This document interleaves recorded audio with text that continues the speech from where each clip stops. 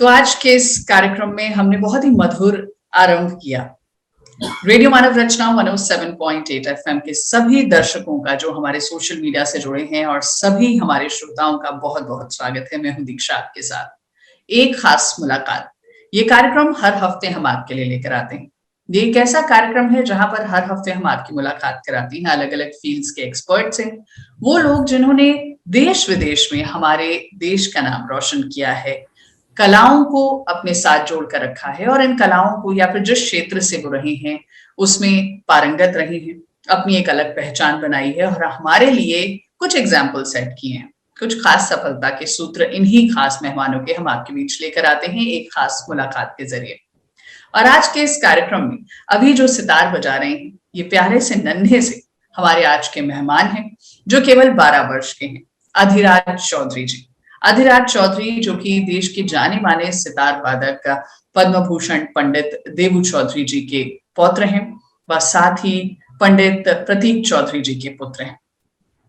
दुर्भाग्य से ये दोनों अब हमारे बीच नहीं है, कोविड काल में ये हमारे बीच नहीं रहे, लेकिन इनकी परंपरा को और इनकी सभ्यताओं को हमारे बीच लेकर आने का जो जिम्मा उठाया है वो है अधिराज। अधिराज जो केवल 12 वर्ष के हैं और बहुत ही खास कला यानी सितार को हम सभी के बीच आज लेकर आए हैं। ये अपनी उम्र के एक ऐसे सितार वादक हैं जो कि पूरे विश्व में सबसे छोटे सितार वादकों की कैटेगरी में आते हैं उम्र के हिसाब से। तो अधिराज आपका बहुत बहुत स्वागत है रेडियो मानव रचना के इस खास कार्यक्रम एक खास मुलाकात में। तो अधिराज, आपने इतना खूबसूरत सितार हमारे सभी के समक्ष जो बजाया, इससे हमारे कार्यक्रम की बहुत मधुर शुरुआत हुई है। तो सबसे पहले तो मैं आपसे जानना चाहती हूँ, आप इतनी छोटी उम्र के हैं, जहां एक तरफ बच्चे इतना सब कुछ सीख रहे हैं, वेस्टर्न म्यूजिक की तरफ बढ़ रहे हैं, आपने सितार को चुना। वो तो आपके एक परिवार की धरोहर ही है, आप अपने पिताजी से, अपने दादाजी से सीखे होंगे, लेकिन किस उम्र से आपने सीखना शुरू किया सितार? क्योंकि अभी आप केवल 12 वर्ष के हैं। मैंने सितार जब शुरू किया तब जब मैं 6 वर्ष और मैं सितार शुरू करते समय जब पहली बार मैंने यह सीखा था कि सितार को अच्छे से कैसे पकड़ना है। फिर जब मैंने पकड़ना सीख लिया उसके बाद मैंने ये भी सीखा कि सितार को कैसे बजाना है, कैसे मेजराप बजाना है, मेजराप है। तो जब आप छोटे से थे, 6 साल की उम्र से आप सीख रहे हैं, तो जब आपने सितार को उठाया तो आपको बहुत बड़ा नहीं लगा? क्योंकि 6 साल का बच्चा तो बहुत छोटा होता है। जी, शुरुआत में जब मैंने सितार उठाया तब मुझे ऐसा लगा कि सितार बहुत कठिन है बजाना। जब मैं 6 साल की उम्र में सितार बजाना शुरू किया, फिर जब कुछ दिन बीत गए तब वह भी आसान लग रही। तो आपने किससे सीखा? आपने दादाजी से सीखा या पिताजी से सीखना शुरू किया? एकदम शुरुआत में सीखा था अपने दादाजी से और मैंने अपने पिताजी से भी सीखा था। शुरुआत में दादाजी से सीखना शुरू किया आपने और 6 साल की उम्र से सीखना शुरू किया और 6 साल हो चुके हैं आपको, क्योंकि अब आप 12 वर्ष के हैं और आप सितार बजा रहे हैं। जयपुर के सीनिया घराने से आप ताल्लुक रखते हैं, तो इस घराने की कुछ विशेषताएं हैं, क्योंकि जो लोग हमारे म्यूजिक के क्षेत्र के हैं और हमारे साथ जुड़े हुए हैं, आज आपको देख रहे हैं, वो अवश्य जानना चाहेंगे आपके घराने के बारे में। जी, हमारा घराना है जयपुर सीनिया घराना। हमारी यह खासियत है कि हम सितार 17 पर्दों पे बजाते हैं। 17 पर्दे फ्रेट, जैसे ये फ्रेट्स जैसे फ्रेट्स। आप 17 फ्रेट्स पर सितार बजाते हैं। तो सितार जब आपने सीखना शुरू किया तो कितने समय में आपको लगने लगा कि हाँ आपको कुछ आता है बजाना? सीखने में कितना टाइम लगा? थोड़ा थोड़ा बेसिक। सितार बजाने में मुझे पहले तो लगता था कि सितार बहुत कठिन है, लेकिन जब मैं धीरे धीरे सीखता गया तो कुछ ही 1-2 वर्ष बाद मुझे सरल लगने लगा, सितार बजाना आसान लगने लगा। 1-2 वर्ष लगे आपको इसको थोड़ा सा समझने में। तो आप हमारे दर्शकों को थोड़ा सा सितार के बारे में बताना चाहेंगे कि किस तरीके से जब वो सीखना शुरू करें तो कैसे सीखना शुरू करें? क्योंकि आप खुद 6 साल का बच्चा जो होता है वो बहुत छोटा होता है, फिर आपने 8 साल की उम्र तक ये समझना सीखा कि सितार को कैसे पकड़ना है, किस तरीके से बजाना आपने हल्का हल्का सीखा। और आपके पिताजी और आपके दादाजी ही पूरे विश्व में अपनी अलग पहचान रखते हैं सितार वादन के क्षेत्र में। तो अभी आपको बहुत सारे बच्चे देख रहे हैं और आपसे भी छोटी उम्र के हैं, कुछ आपसे बड़े भी होंगे हमारे जैसे जिनको सितार बजाना नहीं आता, तो उनको कैसे समझाना चाहेंगे आप कि कैसे सितार बजाना शुरुआत कैसे करें उसकी? जी, जब शुरुआती हम जब सितार सीखते हैं तब सितार को पकड़ना आना चाहिए। ऐसे ऐसे ऐसे क्रॉसलेग पोजीशन में बैठना होता है, तो सितार को ऐसे पैर पे रखना होता है, ऐसे हमें पकड़ना होता है। और हमें मेजर पहनने की भी आदत होनी चाहिए इस उंगली में। जी जी, और जब हमें सितार पकड़ना आ जाता है अच्छे से, तब शुरुआती में हमें ऐसे सिर्फ हमें बोल प्रैक्टिस करनी होती है। जैसे सिर्फ नॉर्मल बोल, जैसे दारा दारा प्रैक्टिस करनी होती है। ठीक है, फिर दारा दारा, उसके बाद ये दारा धीरे धीरे गाते हैं।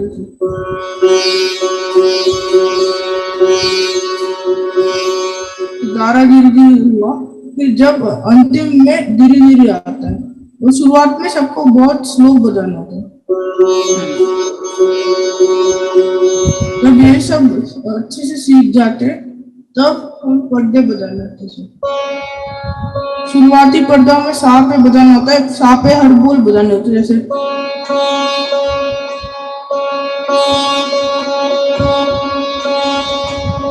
धीरे धीरे पर्दे के बाद जब सा पे हो जाता है तब हमें उसके बाद सारे गामा पादा निशा सानी दा पा मागा रे सा यह प्रैक्टिस करना होता है।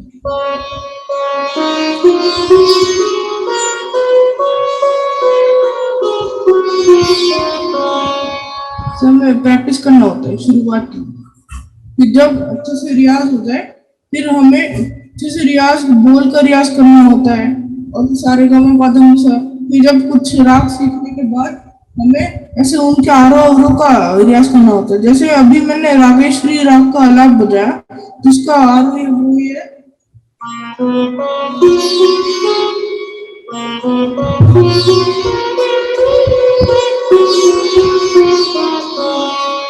ये। जी, तो ये तो आपने बेसिक बता दिया कि अगर कोई सितार सीखना चाहता है तो वो इस तरीके से शुरुआत होती है उसकी। सबसे पहले तो उसको हैंडल करना, उसको पकड़ना आना चाहिए और फिर उसके बाद उसकी शुरुआत आप करते हैं।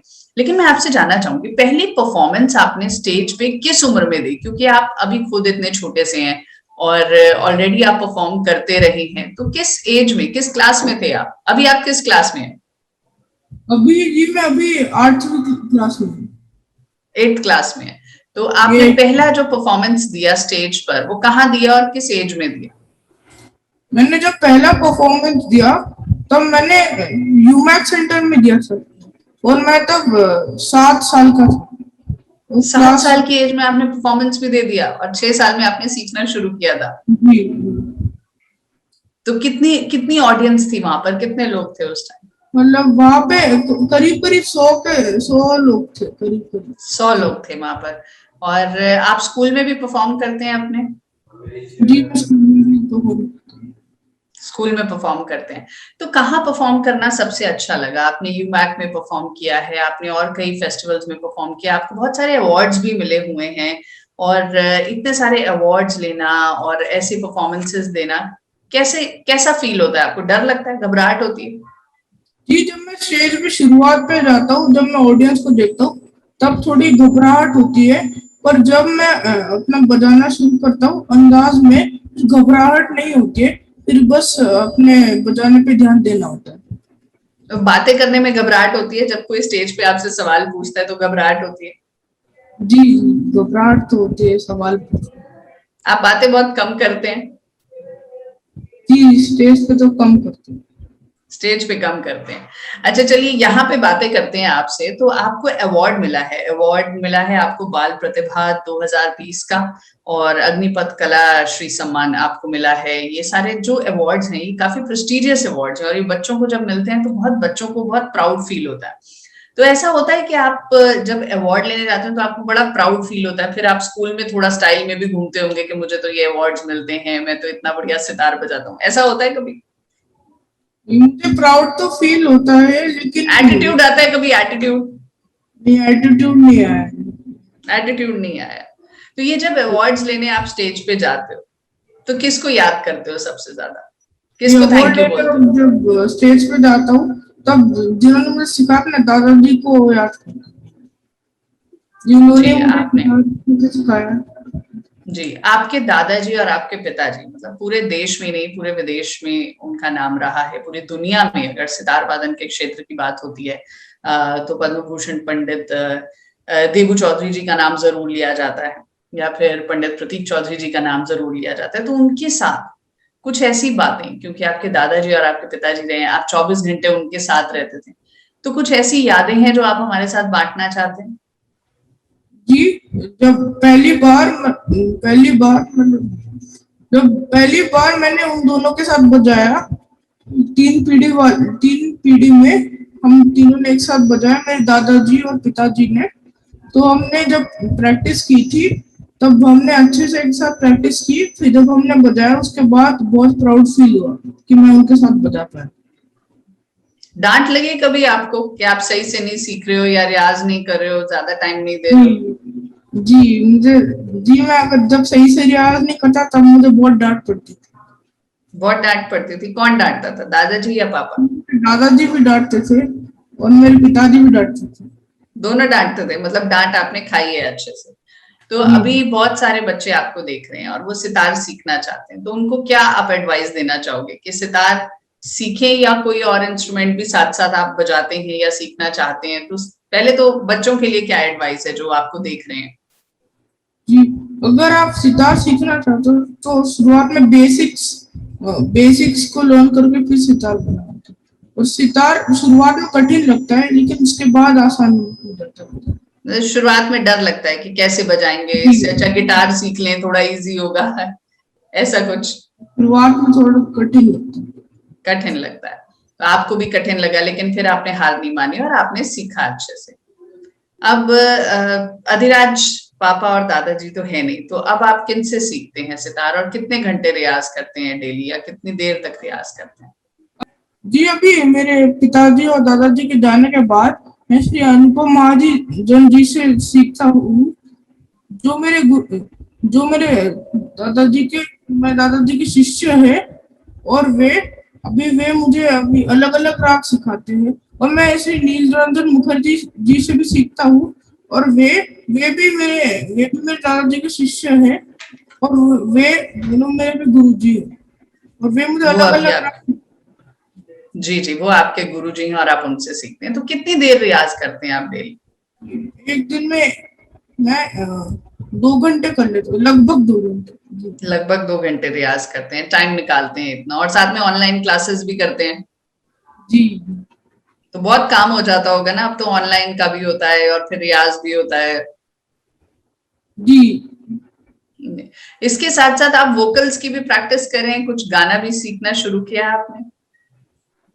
जी, जो मैं अभी सितार पे सीखता हूँ, वो मैं कभी कभी गाता भी हूँ, ताकि वो मुझे याद भी।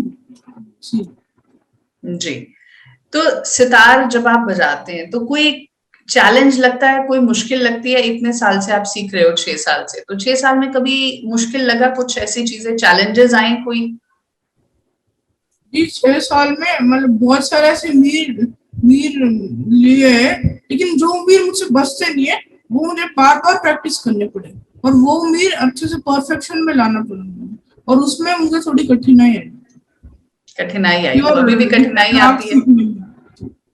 तो अब हमारे साथ इस कार्यक्रम में रूना चौधरी जी भी जुड़ गई हैं, पंडित प्रतीक चौधरी जी की धर्मपत्नी हैं, और आपका बहुत बहुत स्वागत है। रूना जी, सबसे पहले तो मैं आपसे जानना चाहूंगी, पंडित जी के जाने के बाद अधिराज जिस तरीके से प्रयास कर रहा है और रियाज करता है और अपनी जो एक धरोहर है परिवार की या फिर कहीं एक पीढ़ियों की, उसको आगे लेकर जा रहा है, और अभी सिर्फ 12 साल का है, तो आपको क्या लगता है कितनी मेहनत अभी और करनी बाकी है? क्योंकि अभी तो शुरुआत है, केवल 6 वर्ष हुए हैं इसे सीखते हुए। अभी तो जैसे शुरुआत ही है, मेहनत तो बहुत है, क्योंकि ये एक ऐसा लाइन है जिसमें आप जितना मेहनत करोगे उतना ही आप आगे बढ़ पाओगे। बाकी मैं पूरा सपोर्ट करती हूँ अधिराज को कि वो बजाए, अगर उसको फ्यूचर में यही कंटिन्यू करना है, अभी तो 8th में है, तो फ्यूचर में अगर यही कंटिन्यू करना है तो डेफिनेटली यही सपोर्ट तो रहेगा मेरा। बाकी जो गुरुजी के स्टूडेंट्स हैं, जैसे मैं खास तौर पे श्री नीलरंजन सर है उनके, जो रोज सिखाते हैं इनको, और अनुपम महाजन जी है, श्रीमती अनुपम महाजन जी, वो भी काफी मतलब गाइडेंस देते हैं उनको। तो उनके गाइडेंस के अंदर मुझे पूरा भरोसा है कि ये काफी आगे तक जाएगा, और डेफिनेटली कोशिश तो ये रहेगा कि ये जो लेगेसी है वो कंटिन्यू करेगा, ये आगे दादाजी का नाम और उसके पापा का नाम ये रोशन करेगा। सो ईश्वर से यही प्रार्थना है जी।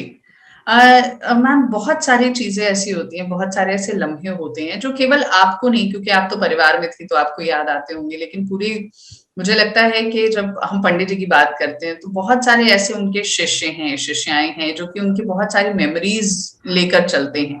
तो उनके जाने के बाद एक तो पूरी म्यूजिक, मुझे लगता है कि पूरे संगीत क्षेत्र के लिए, सभी के लिए बहुत बड़ा एक सदमा था, एक झटका था जो कि सबको लगा, क्योंकि किसी को ये अंदाजा नहीं था कि ऐसा कुछ हो जाएगा। लेकिन इस कोविड के दौरान बहुत कुछ ऐसा हुआ है, बहुत से लोगों को हमने खोया है।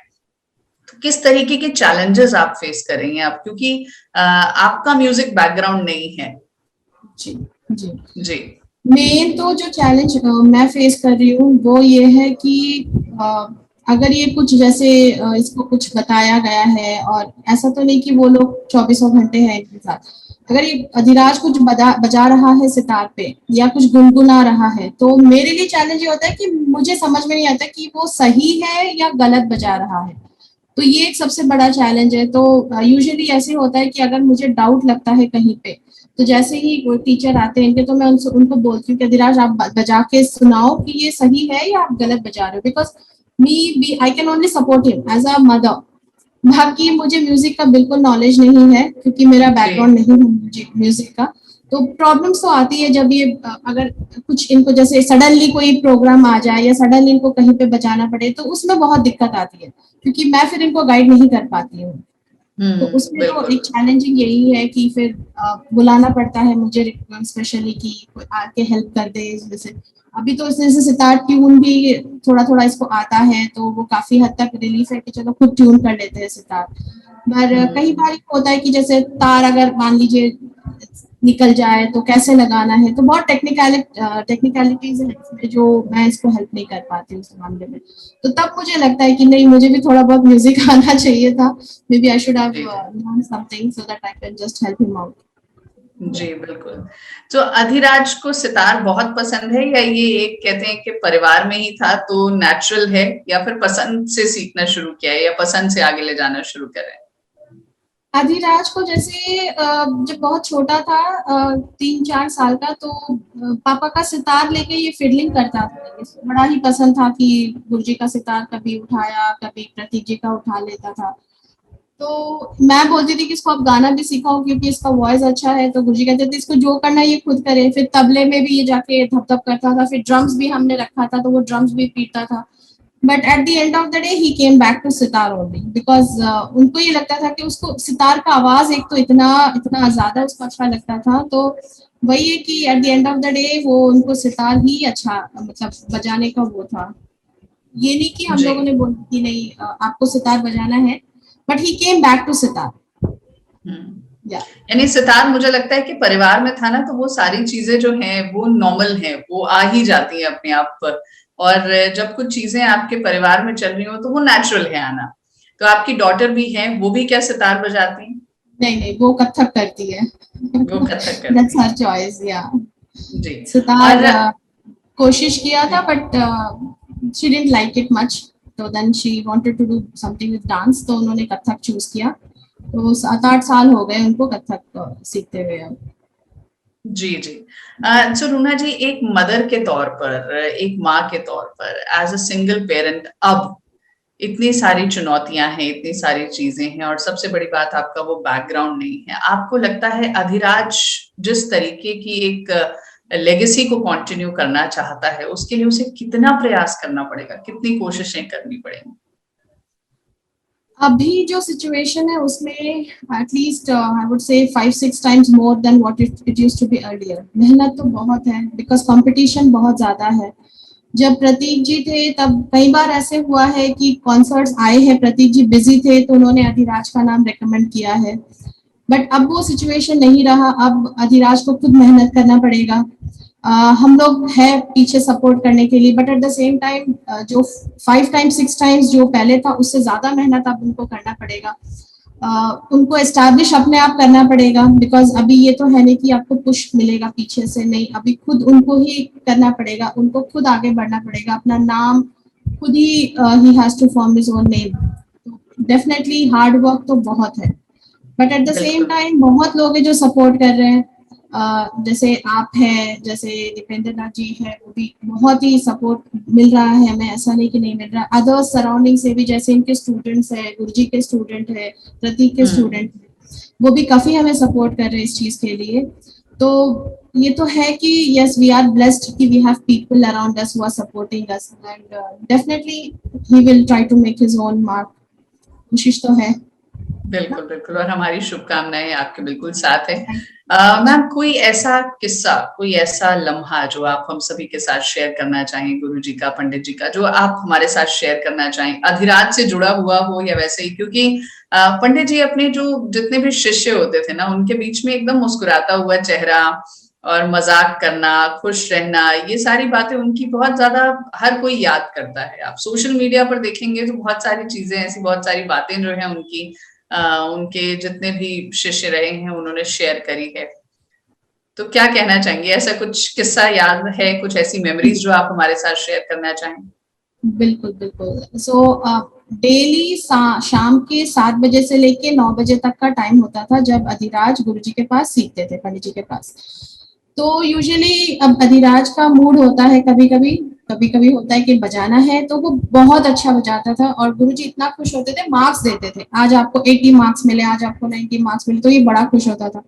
किसी किसी दिन मूड हुआ नहीं बजाने का तो ये क्या करते थे कि ये सितार लेके बैठ जाते थे अपना, और गुरुजी बजाते थे, कहते बजाओ बजाओ, बट अधिराज की नहीं बजाना है, एकदम ढीठ सितार लेके बैठ जाते थे। तो मुझे बुलाते थे गुरुजी कि अभी मैं क्या करूं, तो मैं बोलती थी गुरुजी की ये गुरु और शिष्य के बीच में मैं इसमें कुछ नहीं करूंगी। तो गुरुजी के पास एक पतली सी डंडी थी जिससे वो लाइट ऑन ऑफ ये सब करते थे, तो उससे मारते नहीं थे, पर बताते थे कि मैं तुम्हें इससे पिटाई करूंगा उससे। तो इसको तो नहीं मारते थे, पर सितार पे मारते थे इनके ना, कि डराने के लिए कि तुम बजा बजा, लेकिन अधिराज ये था कि उनको नहीं बजाना, तो वो बहुत इरिटेट हो जाते थे और फिर वो कहते थे कि जाओ मैं तुम्हें नहीं सिखाऊंगा।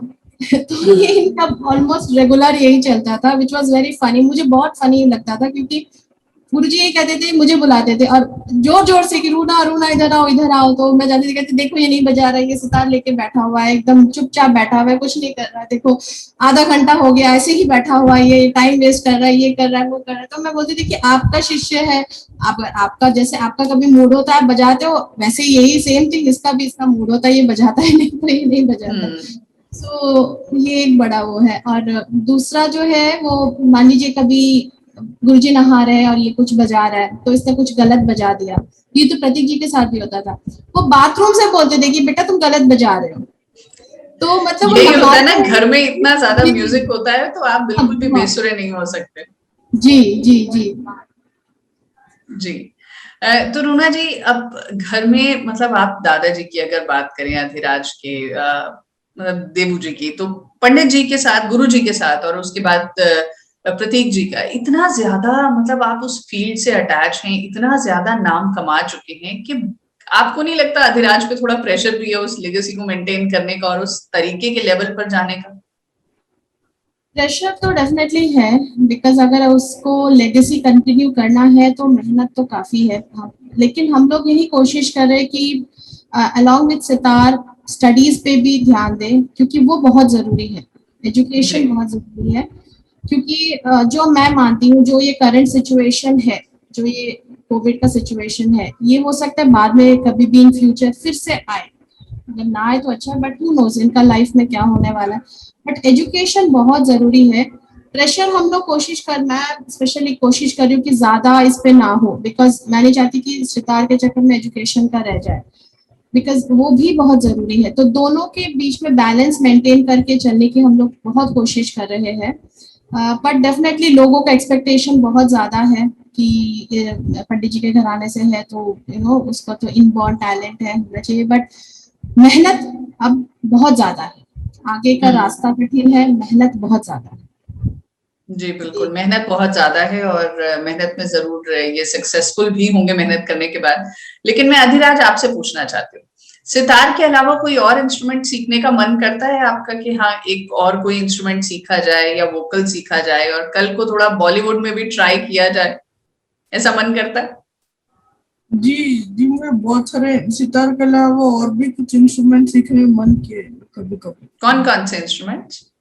जी जैसे जी हवाइन गिटार और फ्लूट जैसे। तो आप तबला हवाइन भी गिटार सीखने का मन जानते हैं किया। बजाना? जी आप हवाइन गिटार भी बजाना जानते हैं या सीखना चाहते हैं? हवाई गिटार अभी, हवाई गिटार में बजना जानता नहीं हूँ, लेकिन मैं सीखना चाहता हूँ। सीखना चाहते हैं, तो उसके लिए तो अभी बहुत समय है। अच्छा, फिल्मों में जाने का मौका मिलेगा म्यूजिक बनाने का फ्यूचर में कभी, तो करेंगे आप? इंटरेस्टेड हैं बॉलीवुड के लिए? बॉलीवुड, जी जी इंटरेस्टेड तो। इंटरेस्टेड तो है, मतलब अगर ये इंटरव्यू कोई देख रहा है और बॉलीवुड से जिनका ताल्लुक है, तो मैं उनको यही कहना चाहूंगी, भाई अधिराज इंटरेस्टेड हैं, तो इन फ्यूचर कभी आप चाहें तो इनसे जरूर बात कर सकते हैं।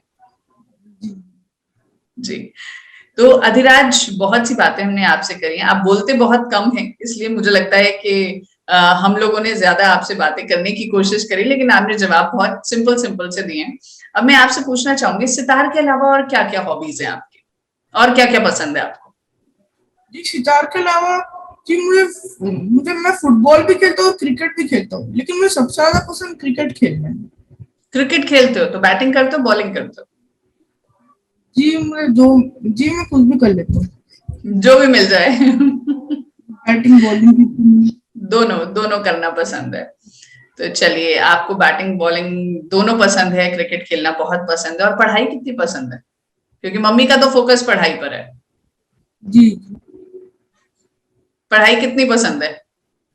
जी पढ़ाई भी पसंद, पढ़ाई अपनी पढ़ाई भी जगह। पसंद है अपनी जगह, मतलब कितनी पसंद है अपनी जगह? यहाँ ठीक है, एग्जाम्स आ रहे हैं, पास होना है, अच्छे नंबर लाने हैं, तो पढ़ लेते हैं, इतनी पसंद है? मतलब एग्जाम्स के लिए पढ़ना उतना पसंद नहीं है, लेकिन नॉर्मल पढ़ाई अच्छी। नॉर्मल पढ़ाई पसंद है कि ठीक है, ऑनलाइन क्लासेस अटेंड कर ली, थोड़ा होमवर्क कर लिया, बस। तो फ्यूचर में आप अधिराज क्या करना चाहते हो? जी मैं सितार की लेगेसी को आगे ले जाना चाहता हूँ और अपने घराने को। आपका जो घराना है उसको भी आप आगे ले जाना चाहते हैं, और सितार की लेगेसी जो आपके दादाजी पद्म भूषण देबू चौधरी जी और आपके पिताजी पंडित प्रतीक चौधरी जी जो आपको देकर गए हैं, उस चीज को आप आगे कंटिन्यू करना चाहते हैं, आगे ले जाना चाहते हैं। आपने हमसे बातचीत करी, इसके लिए बहुत बहुत शुक्रिया। कम बात करी, इसके लिए भी बहुत बहुत शुक्रिया। एटलीस्ट आपने बहुत सी बातें ऐसी बताई, क्योंकि आप बहुत छोटे हैं और बहुत कुछ आपके कंधों पर एक जिम्मेदारी है। सितार जैसा इंस्ट्रूमेंट बजाना और उसमें पारंगत होना छोटी बात नहीं होती, आपने इतने अच्छे तरीके से हमें बताया भी। तो मैं अब चाहूंगी चलते चलते आप एक बार फिर से कुछ प्ले करके दिखाएं, हमारे दर्शकों को, हमारे श्रोताओं को कुछ सुनाएं सितार से जुड़ा हुआ। जिससे हम ये देख सकें, जान सकें कि सितार एक ऐसा इंस्ट्रूमेंट है जो जिंदगी में आप कभी भी परेशान हो तो आपके चेहरे पर मुस्कुराहट ला सकता है। आप दुखी हो, आप स्ट्रेस में हो तो आपके मन में उमंग की तरंगे भर सकता है। और ये एक छोटा सा अधिराज हम सबके बीच में लेकर आया है, हम सबको ये याद दिला रहा है कि किस तरीके से सितार जैसे इस प्यारे इंस्ट्रूमेंट को, जरूरी नहीं है कि बड़े लोग ही इसे बजाते रहें, बच्चे भी आगे आएं और सीखें और इस इंस्ट्रूमेंट की जो एक महिमा है, इसकी जो गरिमा है, उसको बरकरार रखें। भारतीय क्लासिकल संगीत को आगे बढ़ाएं और सितार के ये प्यारे से हमारे आज के मेहमान अधिराज का एक बार फिर से बहुत बहुत शुक्रिया। मैं गांधी जी का प्रिय भजन आप सभी के सामने प्रस्तुत करना चाहता हूँ।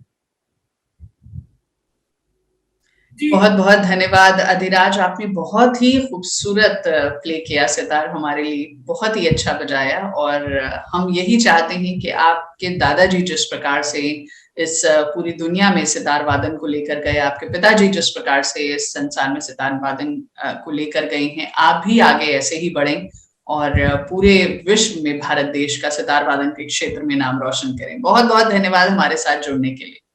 जी धन्यवाद।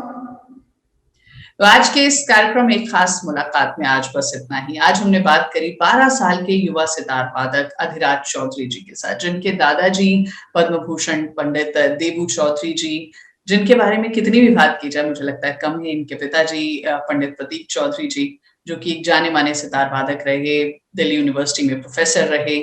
हालांकि ये दोनों अभी हमारे बीच नहीं है, लेकिन इनके जो परिवार के सदस्य हैं, इनके पौत्र और इनके पुत्र अधिराज से आज हमने बातचीत करी और सितार वादन के बारे में भी जाना। ऐसे ही कला के धनी अधिराज की तरह अगर आप भी इस क्षेत्र में आगे बढ़ना चाहिए तो आपको एक राह दिखाई है अधिराज ने कि 12 साल के होकर भी इतना खूबसूरत सितार ये बजा सकते हैं, इस लेगेसी को आके लेकर जा सकते हैं।